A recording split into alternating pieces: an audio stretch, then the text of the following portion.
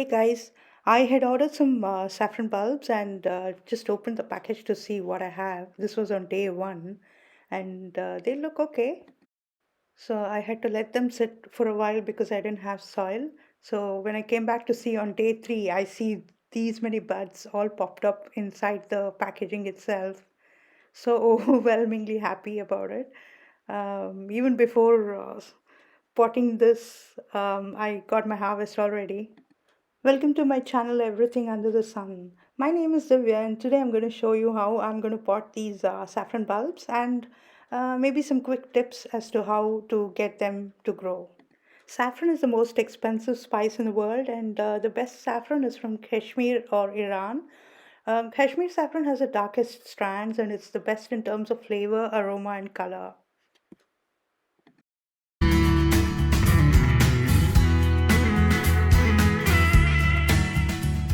So this is a particular corm that I placed in the soil and this has already developed roots and I do see some sprouts, green sprouts also sprouting, so this is a good sign.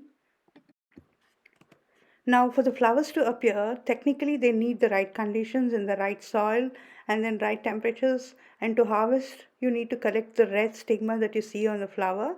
It takes at least about 150 to 200 flowers to produce 1 gram of spice, and that's the reason why it's so expensive. Saffron are perennials, so they come up year on year, and they're very easy to grow if they have the right conditions, and they can be left in the ground. But then I've heard people say that their bulbs have gotten rotten due to the bad rains. So to avoid such problems, I will be planting them in pots. In terms of soil, saffron requires deep, loose soil to grow well. So you'd need a deep container to fill the soil for about 4 to 8 inches depth. Heavy clay soil is not suitable. It needs kind of loamy soil, meaning the soil that holds water, but it drains out easily because they like the moisture content in the soil. Regarding the water requirements, the soil should be consistently moist, and you can also water the plants once every 10 days just to keep it moist or when the soil is dry. And regarding the sunlight, it's basically a very sun loving plant. It also likes the differentiation of weather, as in when the weather changes from winter to summer or summer to winter, that kind of thing. So it needs the differences in the temperature. That is the main thing. Also, it likes at least about 6 to 8 hours of direct sunlight. And I'm going to make these little compact. So I'm planting about 12 bulbs in one container. So the flowers of saffron are very fragrant and it lasts for a good number of days. I harvested all the flowers and brought them indoors just for the fragrance, and then picked out the bright red stigmas from each flower and then dried them for use.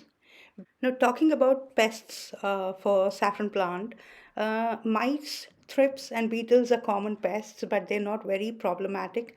And if they're infected, you just need to isolate the plant and throw away the corms.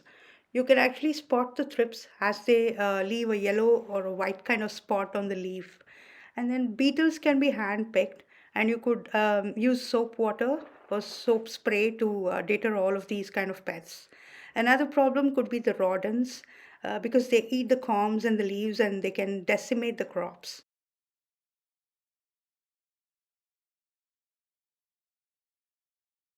Let's talk about companion plants.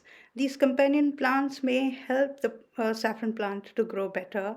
So, the best companions for saffron would be the peonies, salvias, phlox, or even roses. And the worst would be like veggies like onions or garlic. So, you should never plant them amongst these kind of vegetables.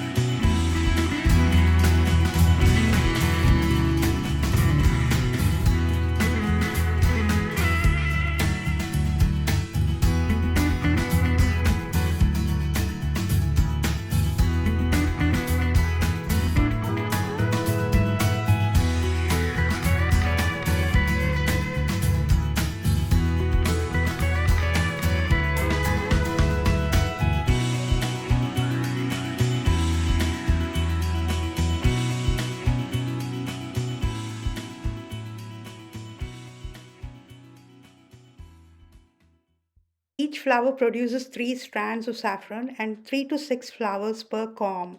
So, about 25 to 50 saffron corms is enough for one small family. So, I finished planting all of the corms that I had purchased. Oh my god, this is such a big task. So the leaves are going to pop up in a bit, and they're going to look a little spiky and but still gorgeous. And they grow until they die end of the season naturally, and then the new combs pop up next year.